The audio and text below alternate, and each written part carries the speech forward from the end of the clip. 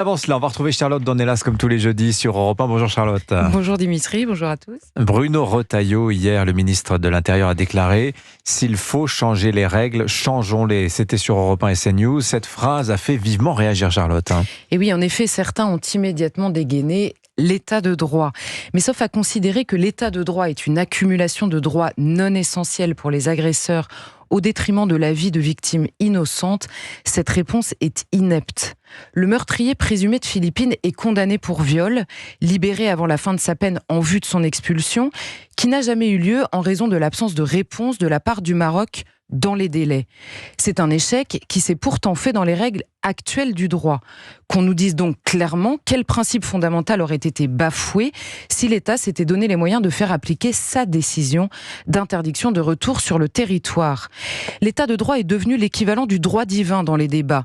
Mais dans les faits, c'est surtout devenu une jungle particulièrement dense de décisions, directives, jurisprudences, recours, aménagements, vices de procédure qui rendent les décisions impossibles à appliquer, surtout par des tribunaux submergés.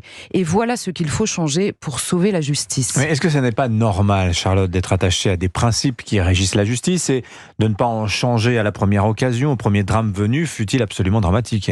Alors revenons à la réalité. Cet homme était condamné d'une part, visé par une OQTF de l'autre. En l'occurrence, il s'agit donc de faire respecter des décisions judiciaires et administratives qui ont déjà été prises dans le cadre de l'état actuel de notre droit. Rien de très grave. Par ailleurs, nos règles ne cessent de changer. D'ailleurs, ceux qui hurlent aujourd'hui sont ceux qui invoquent en permanence la jurisprudence pour faire évoluer le droit. Une évolution du droit, c'est l'autre nom d'un changement de règles pour information. Suppression du délit de séjour irrégulier, aménagement des courtes peines, remise de peine, protection contre l'expulsion accumulée au fil des années, modification de la durée de rétention administrative, consolidation des voies de recours. Bref, nos règles ont déjà changé par la voie du législateur avec une seule obsession, les droits individuels de la défense ou de l'étranger, au détriment parfois du respect de la loi et des décisions de justice. Bon, mais les droits de la défense, c'est quand même un acquis important pour notre justice. Est-ce que ça n'est pas dangereux de revenir là-dessus ? Personne ne réclame de revenir sur le principe, mais sur ses modalités. Reprenons l'exemple du jour. Pourquoi le meurtrier de Philippines est-il libéré du centre de rétention administrative avant la fin du délai de 90 jours ?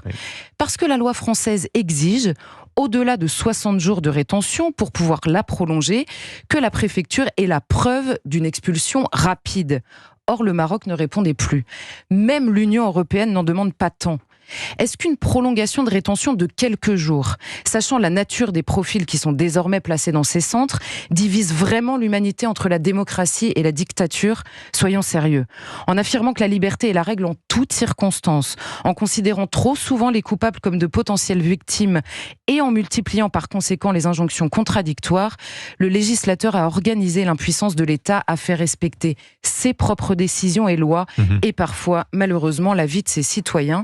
À lui de se corriger et donc en effet de changer les règles. Signature Europe 1, Charlotte Dornelas, et on peut préciser qu'en France, le délai de rétention en CRA, c'est 90 jours maximum. L'Union européenne autorise 18 mois. C'est ça, plus de 18 500 mois, jours. pas 98. Oui.